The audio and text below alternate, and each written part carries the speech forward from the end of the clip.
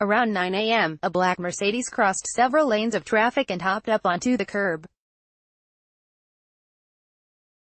The car slammed into the slim 20-year-old, dragging her body along the sidewalk for 60 feet. Then it came to a stop. Kacie's father, Jay Clark, was sitting in his cubicle in a Texas office park when he got the call. He called his wife, Kacie's stepmom, and asked her to come get him, completely unaware that he was screaming into the phone. During one of the last conversations that he'd had with Kacie, she'd told him that she was thinking about going back to school, maybe trying to get into medical administration, the job that he and her mom had done in the Air Force before they got divorced. She wanted a career, to quit working at Taco Bell, and to save up to buy a car.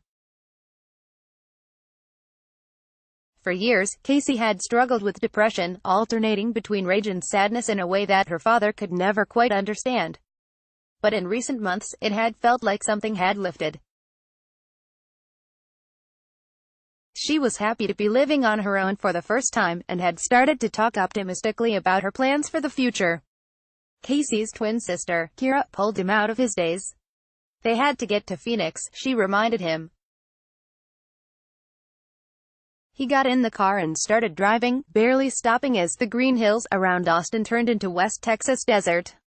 They quickly passed through New Mexico, where signs along the interstate warned of dust storms, then crossed into Arizona, where Kacie had moved to start her adult life just a few months before. By the time they arrived at St. Joseph's Hospital, Kacie had already been declared brain dead. Less than 3 weeks had passed since the new year, but she was already the second person to be killed while walking on Phoenix's streets. The rest of her family took turns saying goodbye, but Jay lingered outside her hospital room, refusing to go inside. During the 16-hour drive, he'd made up his mind. He wasn't going to look at her bruised and mangled body. Last photos that she'd sent him were saved on his cell phone. Kacie at a concert in Las Vegas, grinning in dark-rimmed glasses and an oversized black hoodie.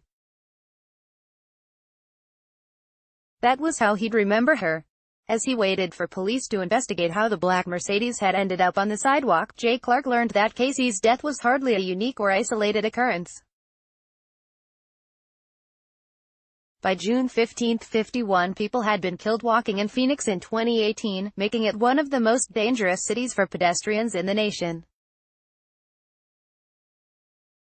That averaged out to one fatality every 3 days, a stunningly high death toll for a nominally low-risk activity. Why, he started to wonder, wasn't anyone doing anything to fix it?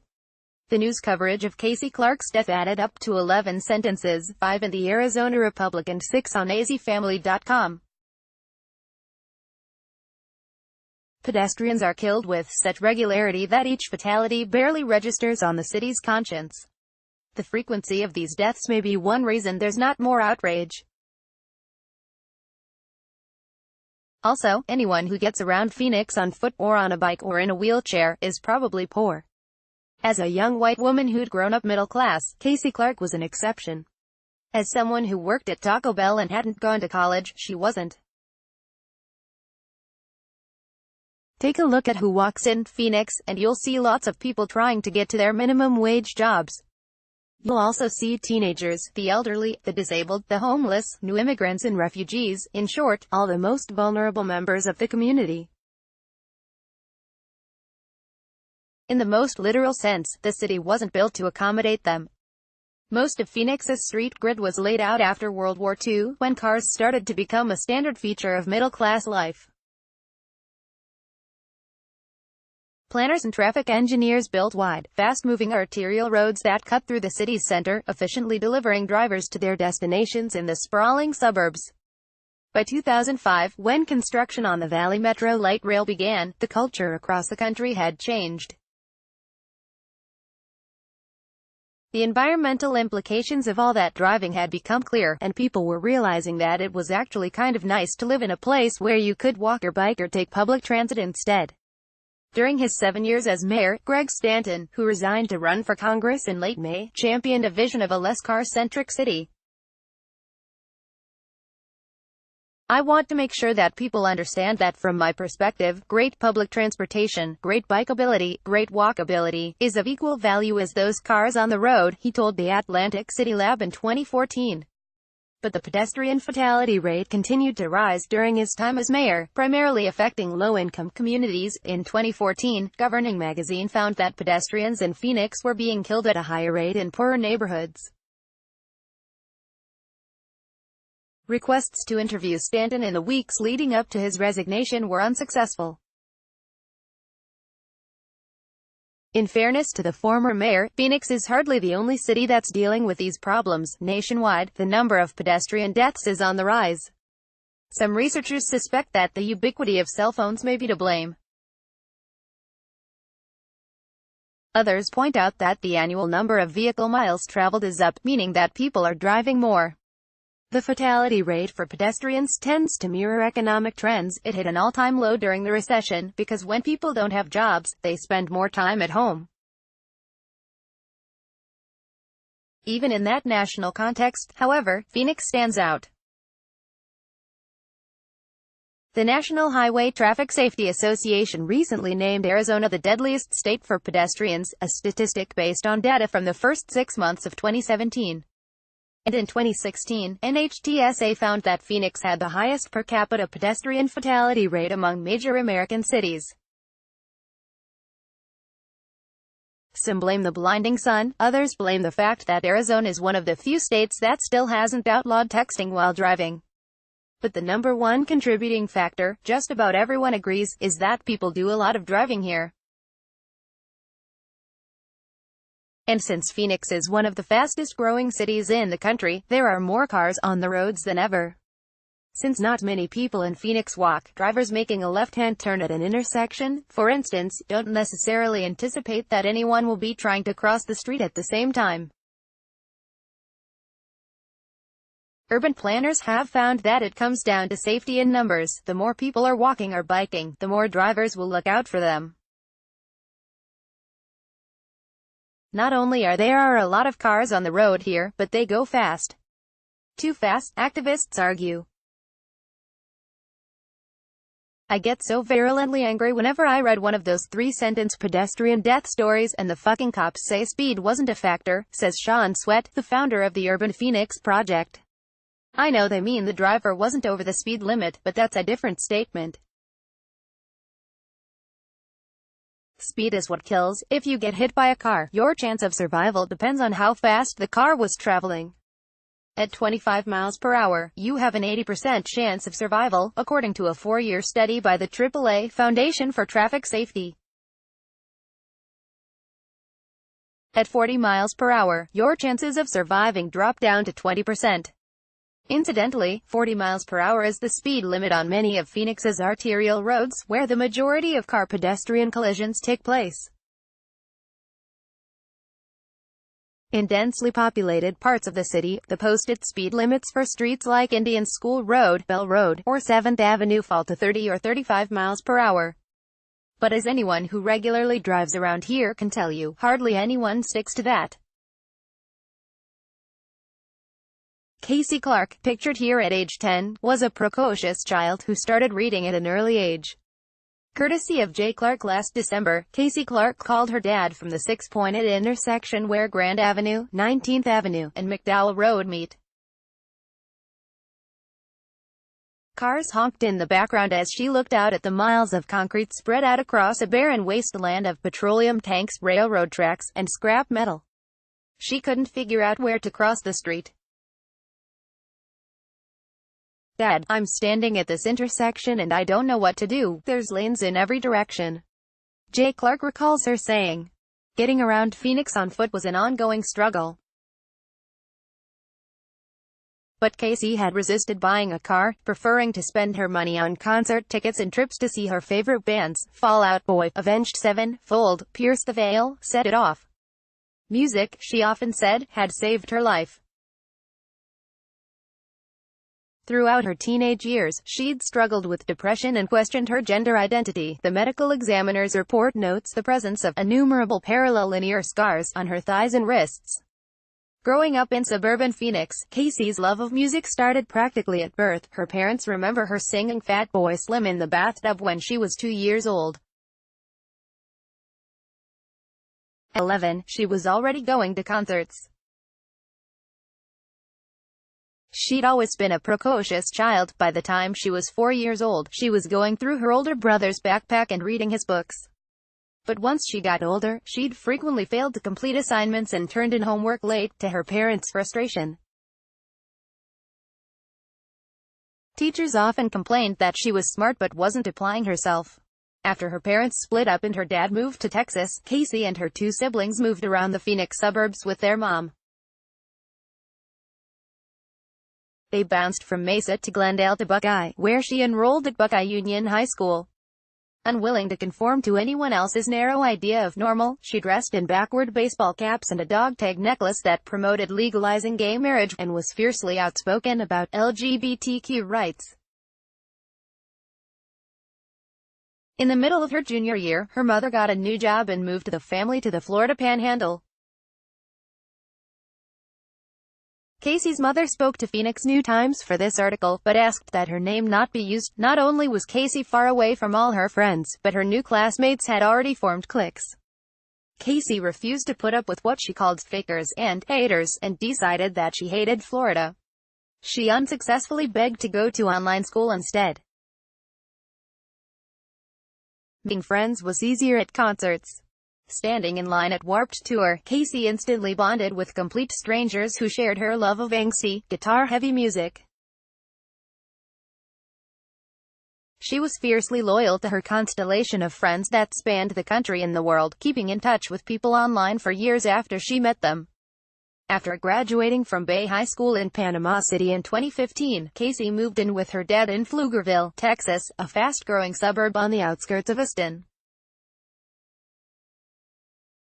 Wanting to make her own path instead of going straight to college, she got jobs at Wendy's and Taco Bell, and spent her free time traveling to concerts in Houston and Dallas and San Antonio. She pierced her septum and began covering up her old self-inflicted cuts with tattoos that referenced her favorite bands, getting the date of the first time she ever saw Fall Out Boy inked in Roman numerals on her wrists. She worked to support her concert habit, her father recalls. Every penny that she earned was for tickets, was for bus trips, was for plane tickets. One of her favorite bands was playing over in Paris and she asked, "Do you think I can go?" I'm like, "You're 18, you have no real commitments except your job," and so she saved up and she went to Paris. The night before she died, Kacie texted her dad photos from a Set It Off concert in Las Vegas. Courtesy of Jay Clark, she showed up for so many meet and greets that the members of her favorite bands, "my boys," she protectively called them, knew her by name. Kacie, as she was known to her friends, was so dedicated that she once rode a bus straight into a hurricane, hoping to catch a concert in Houston before Harvey decimated the city. She always made sure that she was first in line and had a spot in the front row, so that the band members would feel supported when they would meet after the show and talk about their struggles. "In my head I'm going, you're 20 years old from a middle-class family, a product of divorce. What struggles do you have?" her father says. "I could never understand that. She was just bristling with finding out who she was, hating things around her, being angry, being sad, being depressed." Once several years had passed and it was clear that she was no longer in danger of harming herself, Jay started asking Kacie when she planned to move out and become financially responsible for herself. She was reluctant, telling him, "If I start working to support myself then I'm never gonna be able to go to concerts, and I don't know if I can live that way." In November 2017, Kacie moved back to Phoenix. She'd decided that she was ready to try living independently, and wanted to reunite with the friends who she'd missed since she left for Florida. She moved in with a friend from high school who was living in an apartment complex off Indian School Road and got a job at a Taco Bell in South Phoenix, commuting for over an hour on the bus each way. While leaving the so-called live music capital of the world might not seem like an obvious move for someone so passionate about concerts, the pop-punk bands that Kacie liked often skipped Austin in favor of larger cities. From Phoenix, though, she could catch a cheap flight or take a bus to Los Angeles or Las Vegas. On January 16, she went to a Set It Off concert in Las Vegas, texting her dad the photos that he still has saved on his phone, the ones that he's decided to remember her by. She flew home. The next morning, she was hit by the black Mercedes. 6 months later, the Phoenix Police Department is still figuring out what caused the fatal crash. The department declined to provide any details from the investigation, and it's not clear yet what kind of charges the black Mercedes driver, whose name has not yet been released, might face. Jay Clark says that he's not big on punishment for the sake of punishment. He doesn't necessarily want the driver who killed his daughter to go to jail. What he does want is to see something change in Phoenix, so that people don't keep getting run down in the streets. That way, he can make sense of her life ending when it seemed like it was just beginning, just days after she'd told him that she wanted to start taking college classes and to start living up to the potential that so many of her teachers had seen. If she'd lived longer, her mother believes, Kacie would have gotten involved in suicide prevention and tried to stop other teenagers from hurting themselves in the same ways that she had. Toward the end of her life, she'd spoken openly on social media about her past struggles with self-harm, posing for pictures with her favorite bands while holding a handmade sign that said, 3 years of recovery. I won't be afraid. She had jumped this huge hurdle in her mind about who she was, and what life was about, and whether she wanted to end it or not, her father says. That's what I would want people to know. She had struggles, she had issues, she had problems, and she found something to latch onto to give her hope and make her happy. Expand. I've been vetoed, says Governor's Highway Safety Office Director Alberto Gutierrez of his concept for a new crosswalk sign. Antonia Nuri Farzan, I've been vetoed, says Alberto Gutierrez, brandishing a piece of printer paper. They don't like this. He hands over his concept for a new crosswalk sign. The standard pedestrian crossing symbol, a stick figure crossing the road, now comes with a warning, use X, walk stupid. It blares in bold red letters. Gutierrez, the director of the Arizona Governor's Office for Highway Safety, is sitting at his desk, underneath a portrait of Barry Goldwater. Outside of his day job, where he controls federal grant money aimed at improving pedestrian safety, he's also the sergeant at arms for the Arizona GOP. His office at the Capitol is crammed with right-wing ephemera, an NYPD hat that Rudy Giuliani gave him, a Maricopa County deputy sheriff jacket with his name embroidered on the breast, and multiple framed photographs of Ronald Reagan. Like his political beliefs, Gutierrez's views about how to lower the pedestrian fatality rate tend to be conservative. People shouldn't be wearing dark clothing when they're out walking at night, he says. And they definitely shouldn't be talking on the phones when they're crossing the street at 2 o'clock in the morning. Alberto Gutierrez, director of the Governor's Office of Highway Safety. Courtney Pedrosa isn't that victim-blaming. Gutierrez shrugs. I believe in personal responsibility, he says. You can almost see the ghost of Barry Goldwater smiling. Plenty of elected officials share Gutierrez's attitude, and so do many of their constituents. Just read the comments on any news story about the fatality rate. Again and again, drivers blame pedestrians for their own deaths, complaining that people just dart out into the road. You know, people don't like to walk very far anymore, unfortunately, says Thelda Williams, who's currently serving as interim mayor of Phoenix and leads the Transportation and Infrastructure Subcommittee. They think about the easy route instead of the safest route. Try getting around without a car for a week and you'll understand why. When it's over 100 degrees outside, you're carrying several bags of groceries, and getting to the nearest crosswalk means walking a half-mile out of your way, then baking in the sun and breathing in exhaust fumes as you wait for the light to change. Well, taking a chance when you see a break in traffic doesn't seem like such a terrible idea. Inadvisable? Sure. Worthy of the death penalty? Not so much. If you ask activists, both locally and around the country, they'll tell you that, yes, personal responsibility needs to be part of the conversation about lowering the pedestrian death rate. But from their point of view, it's drivers who need to be more responsible. After all, they're the ones behind the wheel of what can easily turn into a battering ram. Distracted pedestrians are only endangering themselves. Distracted drivers are endangering, well, everybody. From a legal standpoint, though, it can be hard to hold those drivers accountable when someone gets hit. Unless they're intoxicated, which was only the case for 2% of the car-pedestrian collisions that took place in Phoenix in 2016. Drivers who kill pedestrians rarely face criminal charges.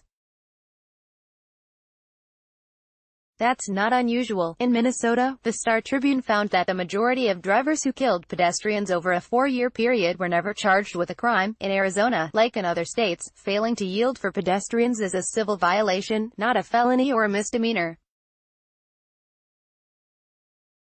Unless you've violated some other law, like running a red light, you'll likely walk away with only a ticket.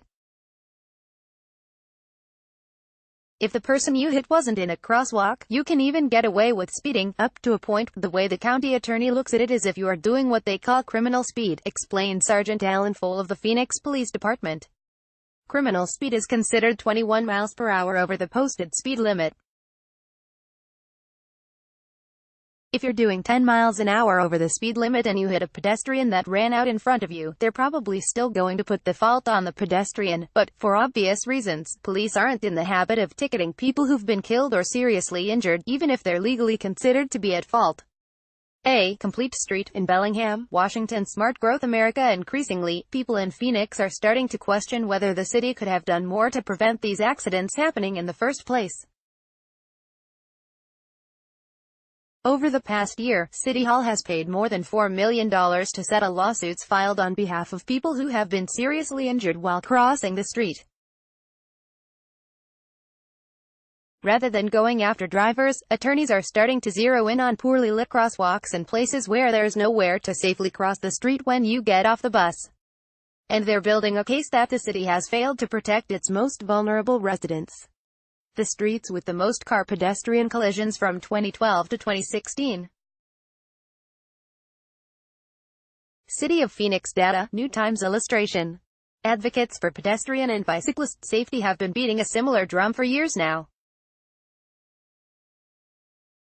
Pedestrians are not kept safe by our street design, says Connor Deschemaker, who spent nearly 4 years on the city's Complete Streets Advisory Board.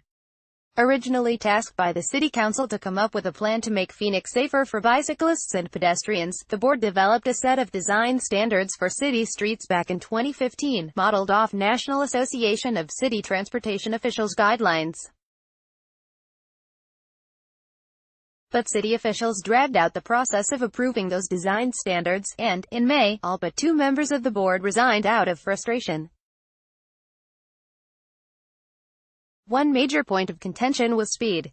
Before most of its members got fed up and quit, the Complete Streets Advisory Board had a fairly modest suggestion for Phoenix's street transportation department. Streets should be designed in a way that encourages people to drive at the posted speed limit. Subconsciously, wide lanes encourage you to go faster. In other parts of the country, high-volume urban streets have 10-foot wide lanes. But in Phoenix, travel lanes on arterial streets are typically at least 12 feet wide, which also happens to be the standard lane width for interstate highways. If 7th Avenue feels like a freeway sometimes, that's because it was designed like one.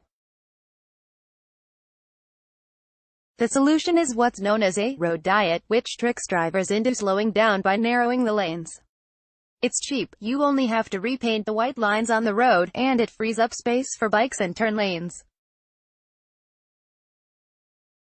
If you want to take it even further, you can also bump out sidewalks to shorten the crossing distances for pedestrians, or let cars parallel park on the side of the road.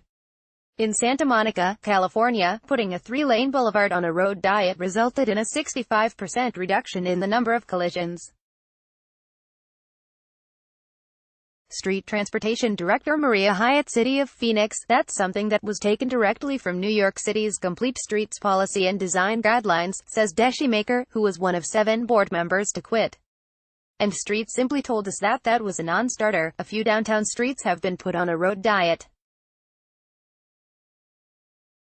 And Phoenix has been putting in refuge islands that allow pedestrians to cross two-way streets one direction at a time, high-visibility crosswalks, improved street lighting, speed humps in residential neighborhoods, and signals that give pedestrians a 3 to 7 second head start before cars start turning. But if you ask activists, these projects are too few and far between. City officials frequently tout the introduction of HAWKs, high-intensity activated crosswalks, which are being placed on blocks where drivers may not expect to see pedestrians. When a button is pushed, overhead flashing lights let drivers know that someone is crossing the street. Phoenix has installed 40 HAWKs so far and plans to add 11 more by the end of the year. By contrast, Tucson already has 121. Meanwhile, cities like New York, Boston, and Washington, D.C., have taken a more aggressive approach by dropping citywide speed limits to 25 miles per hour, the rate of speed where someone who gets hit by a car still has an 80% chance of survival. According to Curb.com, cities that set a 25 miles per hour maximum speed limit and redesigned their streets to make sure that drivers actually stick to those limits have been seeing the largest drop in traffic deaths. Don't hold your breath waiting for that to happen here, though. It would be so much easier if it was a cookie-cutter approach to, make all the streets 25 miles per hour, narrow them, says Maria Hyatt, the director of the city's street transportation department. I wish that was a solution, but it's not. Phoenix was built for and around cars. What Hyatt isn't saying is that slowing down traffic would be an effective way to commit political suicide. This isn't New York or Boston or Washington, D.C. Phoenix is a sprawling, car-addicted western city.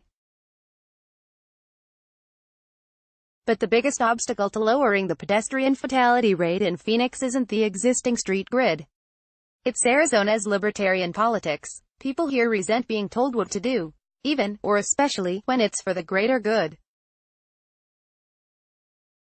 Several hours into an April meeting of the Citizens Transportation Commission, Roy Miller, an appointed member of the committee, said what no one in city government seems willing to admit: we could eliminate all of the accidents with a 5-mile-an-hour speed limit, he pointed out. That sounds absurd, but we could. Well, why don't we do that? Because there are other priorities than saving lives. There really are. There are other priorities than well-marked bikeways. There are other priorities than fast buses. The main priority should be getting people where they want to go. The framing was striking. It set up getting people where they want to go as antithetical to the idea of well-marked bikeways and fast buses, both of which, it should be noted, help people get to where they want to go. But Miller was right about one thing: if Phoenix was truly serious about preventing pedestrian deaths, the city could simply lower the speed limit and redesign the streets to slow down traffic. That this hasn't happened yet is an implicit admission that some people's right to a quick commute has been deemed more valuable than other people's lives. In the long run, this only makes Phoenix worse for everyone. Who wants to live in a city where you have to get in your car to make a half-mile trip to pick one thing at the grocery store, where you don't feel safe walking or biking to work when the weather is nice? In the short run, people who can't afford to make those kinds of calculations still need to get around somehow. So they'll continue to walk. And they'll continue to die. In April, a few days before what would have been Kacie's 21st birthday, Jay Clark sat down and wrote a letter to the Phoenix City Council. Every couple of days, one of the Google alerts that he set up after she died pops up on his phone: another pedestrian hit by a car somewhere in Phoenix. The frequency of the crashes convinced him that Kacie's death wasn't a freak accident, that the problem was bigger than just the one driver who had killed his daughter. What I am asking for is something to point to in order to prevent this type of thing from happening, he wrote. I want something to say. Kacie died unnecessarily, but at least X is being done about it. I can't help but think about the furor over school shootings, and the reaction to that. People died unnecessarily and everyone wants to immediately do something about it. Well, he went on, my daughter wasn't killed by a gun. She was killed doing something we all do every day: walking. Something should be done about it. Email antonia.farzan@newtimes.com.